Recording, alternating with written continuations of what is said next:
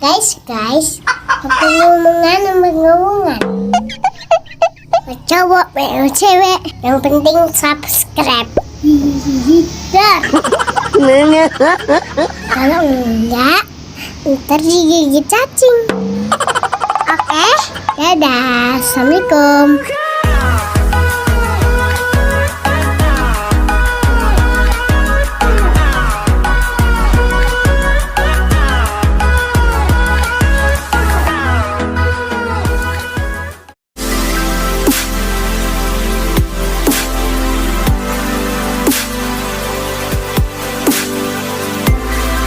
Assalamualaikum warahmatullahi wabarakatuh. Waalaikumsalam warahmatullahi wabarakatuh. Apa kabar Nanda semua? Baik, Pak. Sehat? Alhamdulillah. Alhamdulillah. Sudah makan? Belum, Pak. Kenapa belum? Nggak sempat, Pak. Sempat. Ya, lebih ini makan firman masing-masing ya. Ya, Pak. Baik Nanda, untuk mengawali pembelajaran kita pada hari ini, silakan semuanya berdoa. Mari dipimpin oleh ketua kelasnya. Siapa ketua kelasnya? Andri Pak Lutfi, pimpin doa ya. Baiklah kawan-kawan, sebelum kita belajar, sebaiknya kita berdoa mulai. Amin. Amin. Semoga nantinya pembelajaran kita lancar dan tujuan dari kita belajar ini dapat dicapai. Amin. Baik anak-anak semua, pada pertemuan kali ini kita akan masuk dalam perbuatan tercela. Di antaranya itu ada ghibah, fitnah, namimah, dan kubur dunia. Nah ini sopir bapak tadi ya, ini saja. Nah ini ada motivasi sedikit untuk anak-anak semua. Dimana orang yang pandai akan bertanya tentang apa yang dia ketahui dan tidak dia ketahui. Dengan menanyakan apa yang dia ketahui, maka dia akan semakin mantap. Dan dengan menanyakan apa yang belum dia ketahui, maka dia akan semakin tahu. Sementara orang bodoh itu menyebabkan kemarahannya karena sulitnya ia belajar dan dia tidak mempunyai pelajarannya. Nah, jadi maksud dari motivasi ini adalah walaupun kita tahu apa itu sesuatu ilmu dan kita tidak tahu juga sesuatu ilmu itu, maka sebaik-baiknya kita itu harus bertanya. Jika kita tahu, kita bertanya dan semakin mantaplah pengetahuan itu dan semakin pasti. Kalau kita tidak tahu dan kita bertanya, maka kita akan mengetahui ilmu yang belum kita ketahui tersebut. Baik, selanjutnya kita masuk pada materi ghibah. Ada yang tahu ghibah itu apa? Bergunjing. Ada lagi? Bukan orang lain. Ada lagi? Membicarakan keburukan orang. Baik. Betul sekali yang disampaikan oleh Nanda tadi, bahwasanya ghibah itu adalah perbuatan yang bergunjing, membuka aib orang dan membicarakan kejelekan orang lain. Jadi di sini ghibah itu adalah sesuatu yang terhalang dari pandangan. Itu dari sisi bahasa, ghibah mengisyaratkan ketidakhadiran orang yang dibicarakan. Jadi ghibah itu dilaksanakan tidak ada orang yang bersangkutan. Contohnya itu ya seperti tempat-tempat kompleks gitu kan. Jadi setiap pagi itu mulai itu acara paginya kan. Bapak sering tuh lihat kan, waktu pergi mau ke sekolah di simpang mau ke rumah bapak itu ada. Next. Jadi ini adalah dasar hukum dari ghibah. Quran surat Al-Hujurat ayat 12. Ada yang bisa membaca ya? Adrian, silakan. أعوذ بالله من الشيطان الرجيم. بسم الله الرحمن الرحيم.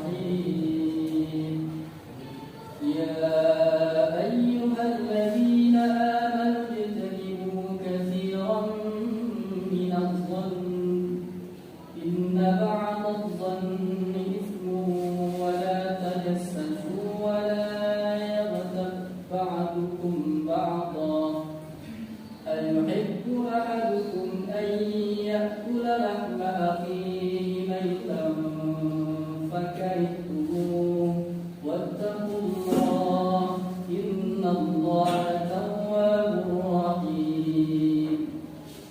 Baik, baca artinya ketika.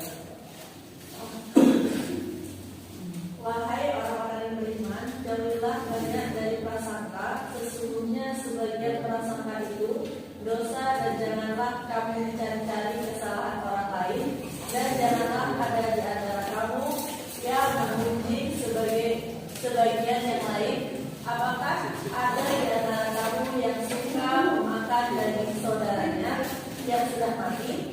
Tentu kamu merasa jijik dan bertakwa kepada Allah. Sesungguhnya Allah Maha menerima taubat, Maha penyayang. Baik, dari ayat yang disebutkan dibacakan oleh teman kita tadi serta artinya, ada yang dapat mengetahui apa isi kandungan dari Quran surah Al-Hujurat ayat 12 ini? Tidak boleh berprasangka buruk, Pak. Terus Memuji sama dengan memakai prioritas bumi. jadi apa maksudnya? Coba jelaskan sedikit. Maksudnya itu adalah kita apa? Baik, Bapak jelaskan ya. Maksud dari ayat ini adalah bahwasanya orang yang bergunjing atau bergibah itu orang-orang yang hina. Kenapa dihina? Karena di sini dijelaskan bahwasanya Allah mengatakan, apakah di antara kamu suka memakan daging saudaranya yang sudah mati? Di sini ada yang mau makan daging saudaranya? Tidak Pak. Kalau ada berarti zombie ya. Di situlah ada tahinanya bahwasanya kan itu adalah sesuatu yang haram. Berarti makan daging saudara sendiri itu haram. Jadi orang yang suka bergunjing ini sangat dilaknat oleh Allah Subhanahu wa taala. Baik, selanjutnya ini dampak dari ghibah. Yang pertama itu merusak agama. Kenapa disebut merusak agama? Ada yang tahu? Ya karena gibah.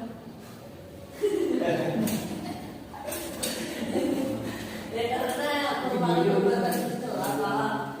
Salah satunya yaitu merusak agama, karena tidak mencerminkan agama. Baik, Bapak jelas lagi. Kenapa ghibah itu berdampak buruk pada merusaknya agama?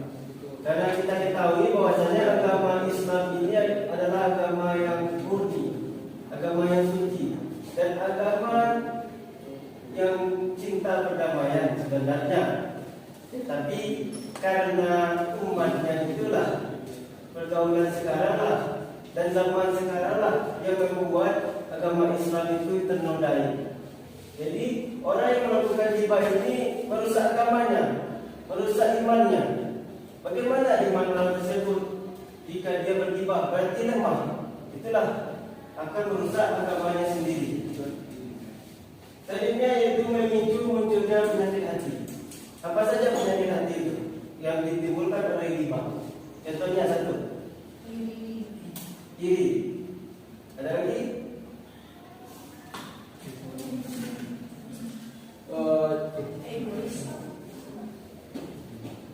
Egois. Berapa tepat? Ya, contohnya tadi iri, yang dikatakan iri. Biasanya orang berghibah ini kan adalah orang-orang yang tidak menyukai orang tersebut. Kan timbulnya rasa iri. Dan yang paling dominan itu adalah rasa benci. Ini benci beda. Benci itu sudah jelas terlihatnya kan, baik itu dalam bentuk sikap maupun nanti perbuatannya atau apa yang dibicarakannya. itulah dapat memicu munculnya penyakit hati dari ibadah tersebut. Selanjutnya itu menghilangkan pahala.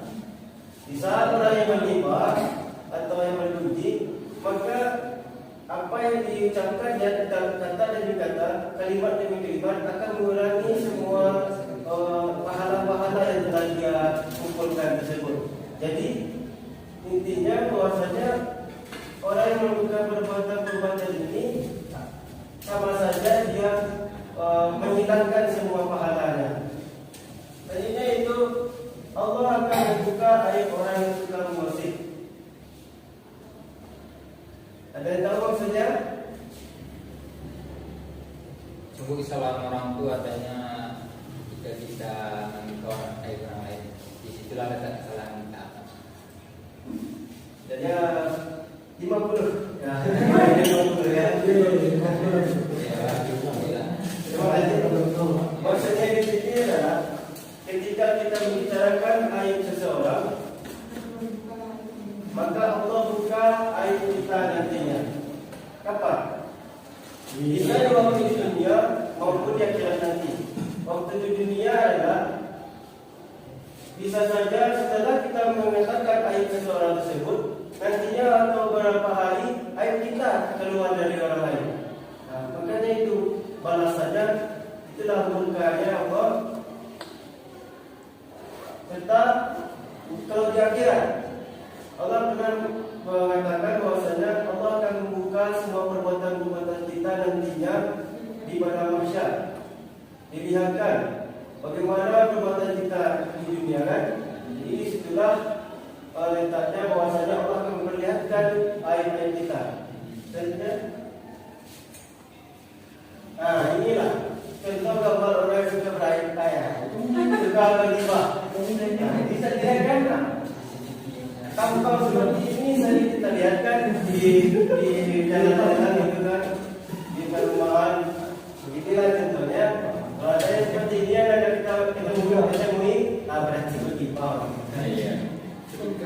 Apakah paham tadi materi gibah? Insya Allah Pak.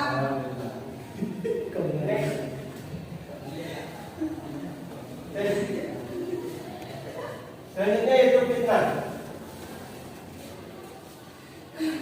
Silakan baca pengertian dari fitnah. Fitnah itu artinya perkataan yang bermaksud memberatkan orang seperti menodai atau menjatuhkan nama baik orang yang difitnah dan merugikan kehormatan orang lain, Pak. Baik. Maksudnya itu adalah perkataan yang bermaksud mengejek orang seperti menodai atau menjatuhkan nama baik orang yang difitnah dan merugikan kehormatan orang lain. Jadi fitnah itu sangat berbahaya karena sama dengan penyakit hati. Adanya kebencian, rasa tidak suka ataupun iri, dengki di hati orang yang memfitnah tersebut. Selanjutnya, ini dasar hukum dari fitnah. Silakan baca Andri.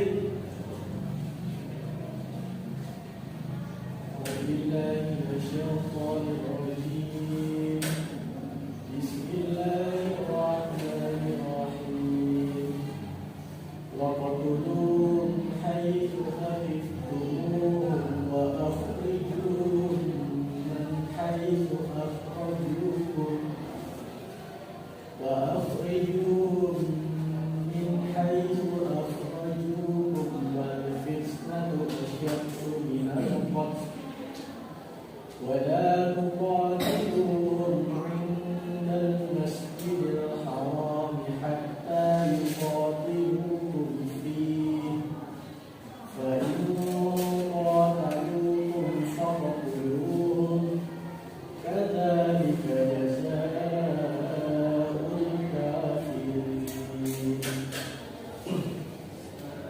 Silakan baca artinya Aziz. Dan menolak mereka di mana dari mereka dan beserta mereka dari mana mereka telah mensertanya, dan fitnah itu lebih tajam daripada pembunuhan, dan janganlah kamu perangi mereka di Masjidil Haram kecuali jika mereka menyerang kamu di tempat itu.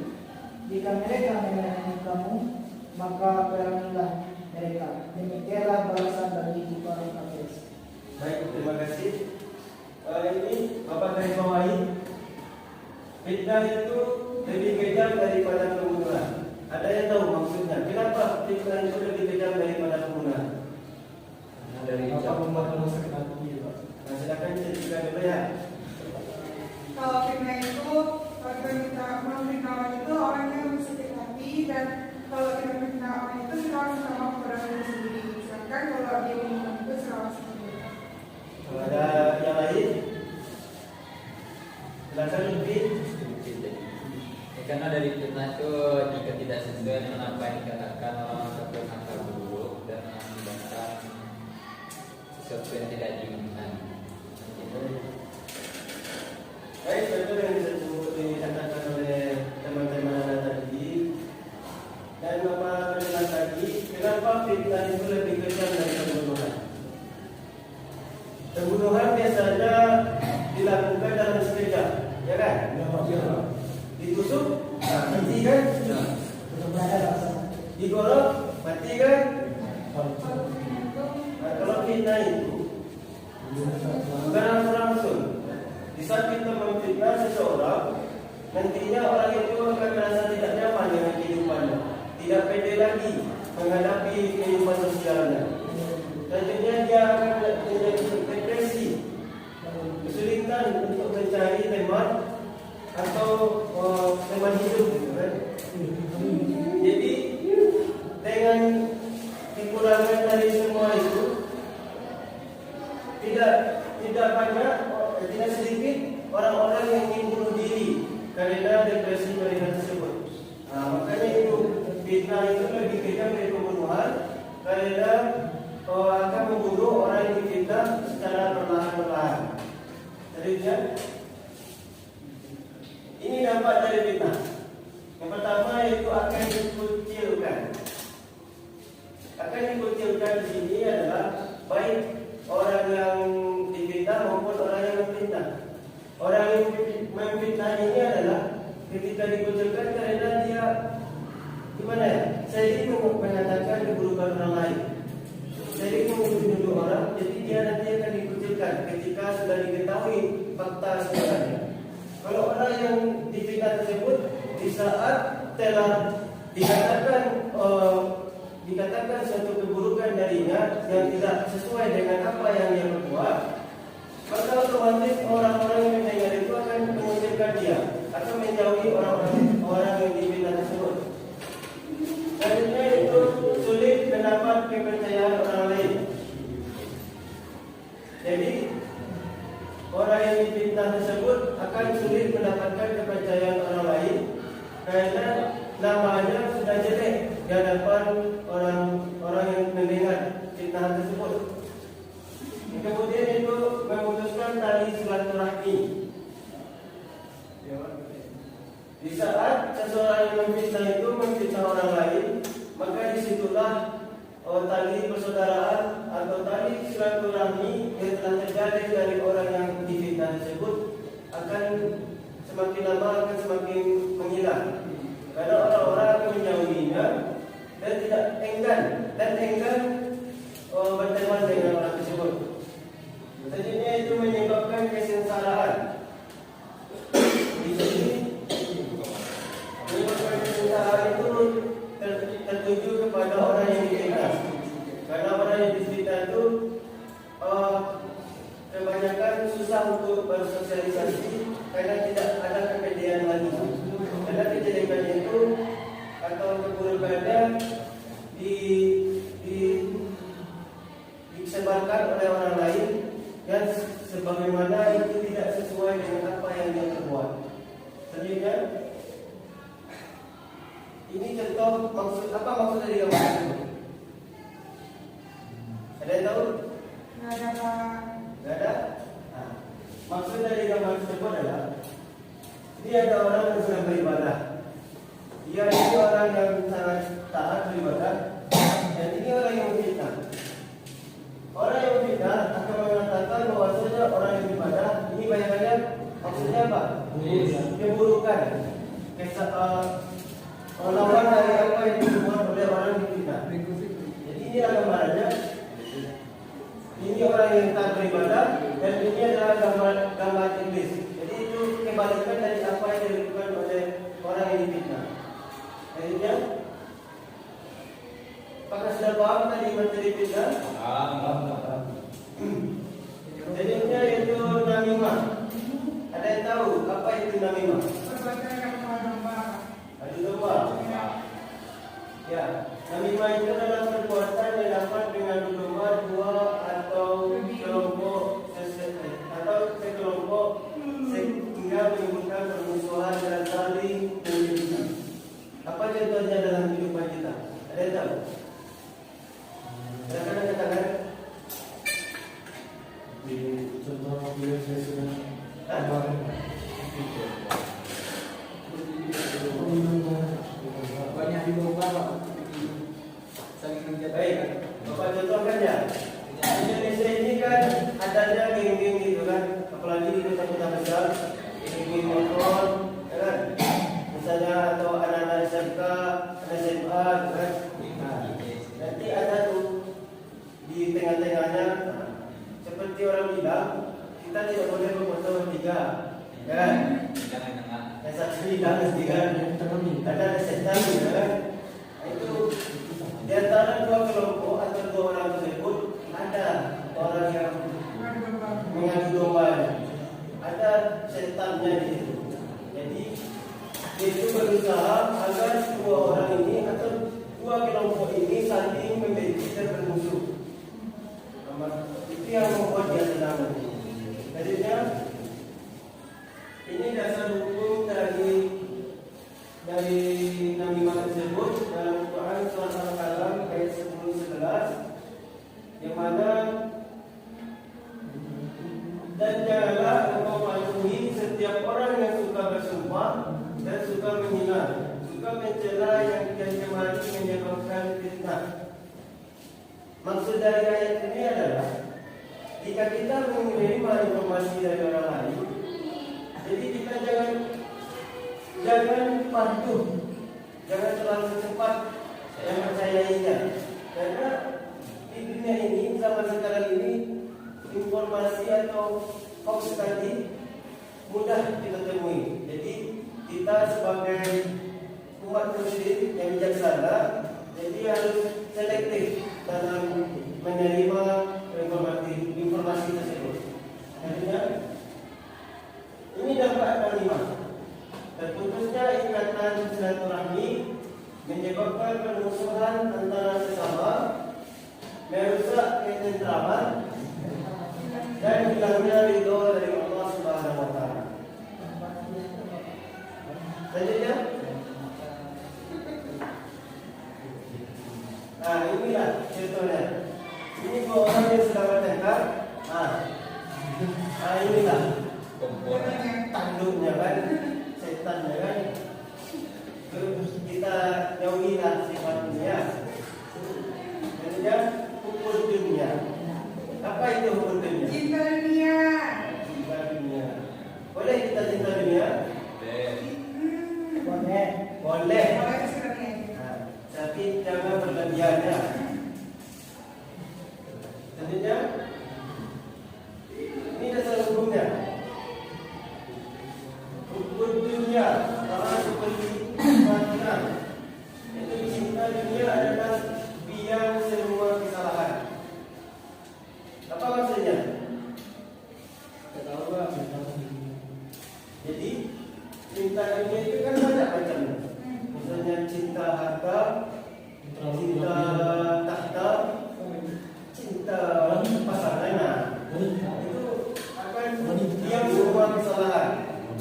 Kalau cinta uang, nantinya orang itu tidak puas, tamak, kan?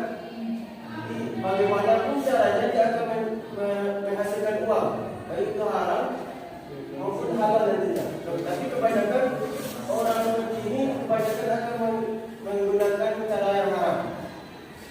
Kalau dari segi tahta, ya karena memperebutkan sebentar lagi nantinya kita pemilu kan.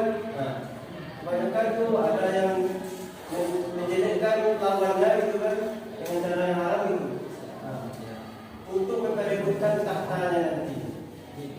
Kalau dalam soal pasangan atau kasih, cinta kita boleh cinta sama seorang, tapi jangan berlebihan. Karena berharap itu nantinya sakit kalau tidak digantungin, ya kan?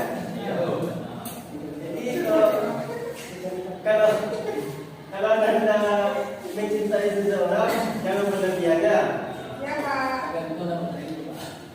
Tergantung dapat tadi, maksudnya. Intinya orang awam dia. Ini dampak dari hukumnya.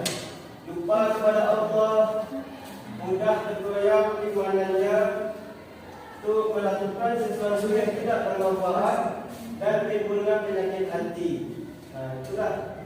Ini contohnya orang yang bekerja. Semua ada di masing-masing katanya. Ingin semuanya ada pada dirinya dan tidak ingin menguasai semuanya di dalam semua dunia ini.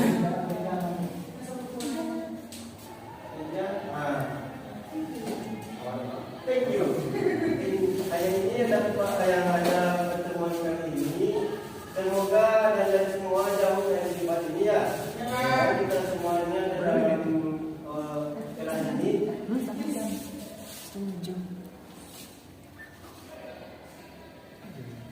Kalau misalnya sebaiknya kita hindari perbuatan ini, baik minimal dalam diri kita sendiri. Kalau tidak mampu kita menasihati orang lain.